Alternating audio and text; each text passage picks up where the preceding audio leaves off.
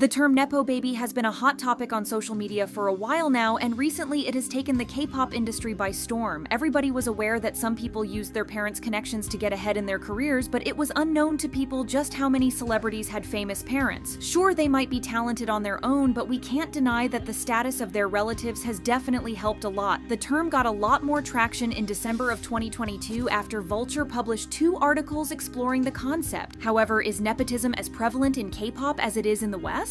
Every generation of K-pop artists had their own rich idols, but there were not a lot of them in the second and first generation, as they mostly came from modest backgrounds. There were a few exceptions, of course. First generation Sharps, so Jiyoung came from an influential family, which made her career possible in the first place, but we will get to that in a bit. When it comes to the second generation, Jia's Hyungshik's family was really rich, and girls' generation's Sooyoung, 2PM's Nickkoon, or Super Junior's Siwon were wealthy before they entered the industry. However, there have been very few so-called Nepo babies in the industry. You know, idols who came from a line of artists or who had parents that were in the industry as well. There were a few cases, but it was rarely said that they got where they were because of nepotism. Of course, there were a few instances where this didn't apply. One of them was, as we mentioned earlier, Sharp's Jiyoung. Sharp were a co-ed group that debuted in 1989. Even though you have probably never heard of them, they were pretty popular and successful during their time. But the messed up thing is how the group came to be in the first place. Well, everything happened just because Jiyoung wanted to become an idol, so her family made it happen. Her father was the president of Yonsei University, and her grandfather served as the Minister of National Defense and president of the Korean Baseball Association. So when Jiyoung expressed that she wanted to be in a K-pop group, her family established their own entertainment company and put a group together called Sharp, consisting of 4 members: Jiyoung, Lee Jihye, Chris, and Jang So-kyun. It wasn't enough for her family to get involved in her debut, they had to get involved in the issues between the members as well, more specifically between Jiyoung and Jihye. The problem started pretty early on when Jihye joined the group through an audition. This surprised Jiyoung, who initially wanted only her friends to be in the group. Since this didn't happen, Jiyoung was worried that things wouldn't go as she had planned, and they didn't.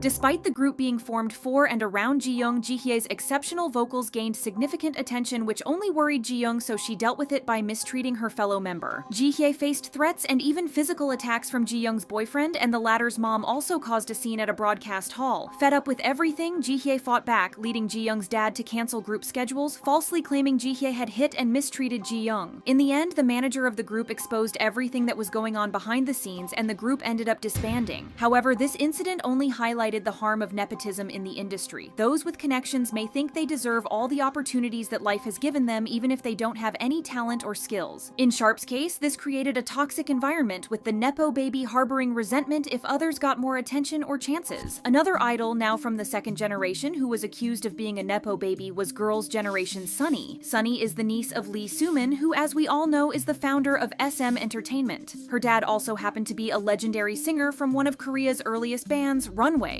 Sunny first tried to break into the industry through her dad's agency, Star World, aiming to debut with another trainee in a duo that would be called Teen Top. After 5 years of training, the agency ultimately ended up shutting down. She then auditioned for SM Entertainment, her uncle's company. In hindsight, it looks like classic nepotism. The CEO's niece auditions, gets accepted, and then becomes a part of one of the biggest girl groups. Interestingly, she auditioned using a different name to keep her connection to Lee Soo-min a secret. We're not trying to say that she's got into the company just because she's Lee Soo-min's niece. However, you can't exactly argue that it didn't help. She could join her father's company and didn't have to gamble her future by auditioning in different agencies, getting in debt to finance her dream, or facing the possibility that everything might come crashing down if the group were to disband. When her father's agency shut down, she had a second plan, which just happened to be SM, but even in her case, the word nepotism wasn't thrown around very often. You could see it used in fan wars, but it wasn't like articles were going around calling her a Nepo baby. It looks like this has changed in the 4th generation though, and people are divided on how to feel about this. Once the already mentioned Vulture articles hit the internet, everyone was scrambling to see if their favorite artists were self-made or a product of nepotism. K-pop fans got on this too and started pointing fingers at idols, accusing them of getting into the industry through their connections. In this small hysteria, it seems like people completely lost the meaning of what Nepo babies actually are. For example, Jennie of Blackpink was called one on many occasions, despite the fact that her mother is not related to the industry whatsoever. The Blackpink members in general tend to be accused of nepotism when everything we know has proved otherwise. A few people also called EXO's Suho and BTS's Jin Nepo babies due to the fact that they have rich families, but people seem to be forgetting that just because your family is rich doesn't immediately mean that you are a Nepo baby. aespa's Giselle was faced with similar accusations at the start of her career, with reports coming out that her aunt was dating Lee Soo-min, which might have contributed to her getting into the company and even the group. However, Giselle denied the rumors that she came from a rich family, but even before she said anything about it, the fact that she was accepted into the company through SM's Saturday auditions said enough about her talents, as the Saturday auditions are infamously known as the hardest auditions in the K-pop industry. Another extreme case of this was when Kepler's Bahiyi was called a Nepo baby just because her brother Kai is a member of TXT. His group is well known and he's a popular idol, but he isn't influential enough for people to accuse his sister of getting into Kepler because of him. The word was just being thrown around like it was nothing, and it's seriously undermining the blood, sweat, and tears these idols put into debuting and getting where they are. However, now let's talk about the real Nepo babies in K-pop and the negative effect that they're going to ultimately have on the industry. One of them is Lauren. If you're not very familiar with him, you might have seen him in the music video of Blackpink's Lovesick Girls or other videos along with the members. However, there's more to him than his friendship with the girls, as he's actually the son of Naver's founder. Naver is something like Korea's Google, so you can imagine how rich his family is. He has worked in music before, more specifically as one of the producers in G-Dragon's Bull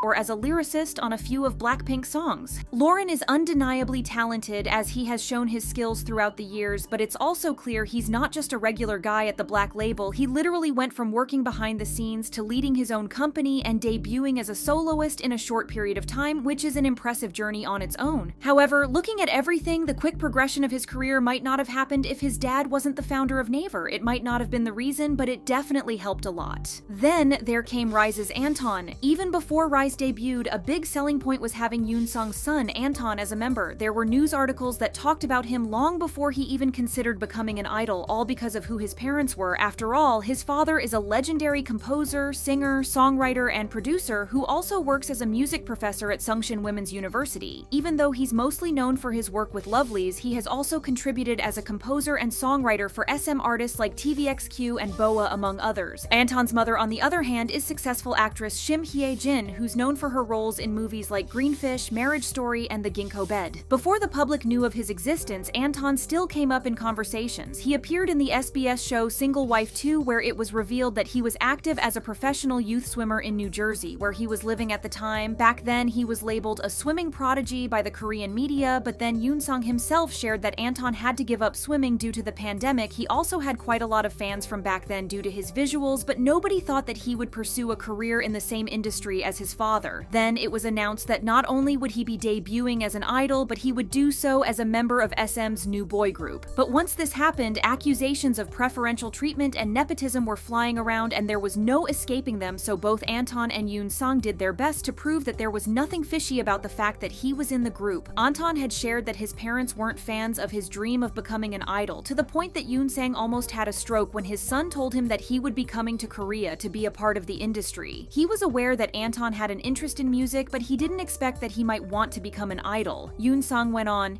his mother and I talked about it for about a year. In the end, we decided to let him give it a shot. With a goal like that in mind, he wasn't going to do well in school anyway. Anton also said that he had auditioned just like everyone else and hadn't gotten in because of his father. He also poked fun at the nepotism allegations on TikTok because, as they say, when you can't beat them, join them. When he posted a video with his father on the platform, some comments were calling him a Nepo baby, and he replied to one with "Born This Way" by Lady Gaga, which received a lot of laughs from fans. He can't exactly change where he came from, but he can definitely embrace it. As for the accusations of preferential treatment, Anton is obviously very talented, so it would be dumb to assume that he just got in because of who he is. It wouldn't matter if he was Yoon Sung's son if he couldn't hold a note to save his life, especially in a company like SM. However, the fact that his father is Yoon Sung must have severely boosted his chances of debuting. Whatever you think brought him to stage, it doesn't discount his hard work and talent. talent. Once Anton was introduced as a member, it seemed like companies started welcoming Nepo babies with open arms. By the looks of it, everyone is rushing to include famous people's kids in their groups, with YG Entertainment leading the way by a mile. Well, not even YG, but its subsidiary, the Black Label, which is known for debuting the already mentioned Lauren. This year, the company is planning to debut a girl group, and people have already found information about the members which left them in a complete shock. All we can say is that they have quite an interesting lineup, from a former YG trainee and an actress who's close to Blackpink's Jennie to the one and only Bailey Sok. The group hasn't even debuted, and everyone's eyes are already on them. We can all argue, though, that the most interesting member by far is Moon So-yoon, also known as Annie. Her grandmother is none other than Lee Myung-hee, the chairwoman of Shinsegae and the daughter of Samsung's founder. For all of you that don't know, Shinsegae is a prominent South Korean department store franchise, part of a larger group that encompasses various businesses. As of now, Shinsegae stands as the largest retailer in South Korea. Through her grandmother, Annie is also related to the chairman of Samsung himself and the chairman of CJ. But that's not all. Her grandfather leads the KBS press headquarters, and her mother is the president of Shinsegae. Having all these CEOs and notable figures in one family has resulted in the family's net worth being $2.6 billion. As for Annie, she went to Columbia University and is friends with a lot of K-pop idols, including CL, G-Dragon, Blackpink, and even BTS's Jungkook. Teddy, the founder of the Black Label, has yet to confirm that she's going to be in his upcoming girl group, but the chances are that she is. She's probably talented enough to get into such a big company, but again, it probably helps that she's got a ton of connections within the industry. Knowing all this, we're certain that Anton and Annie will not be the last Nepo babies of the 5th generation. This has made us question what companies are looking for nowadays. Is it wealthy backgrounds and connections, or is it talent and skills? It looks like only the future will tell.